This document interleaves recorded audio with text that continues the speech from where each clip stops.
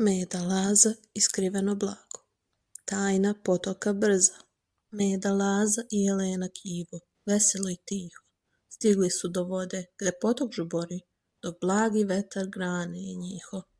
Bistra voda juri, preko kamenja skače, tu leži zagonetka što im srca tlače. Kako da je rešimo, pita Jelen mlad, potok tako brzo teče i stvara nam jad. Laza se doseti, jer mali je i bistar, u džepu mu kompas starinski i čistar. Mapa blaga kaže da putanja nije jedna, već da moraš shvatiti što nam je to vredna.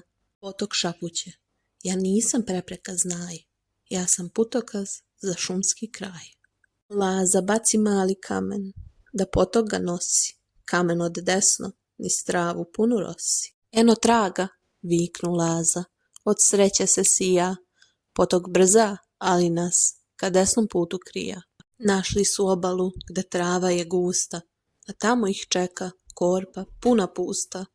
U njoj sveže jabuke i tegla puna meda, blago je to bilo za malog medveda.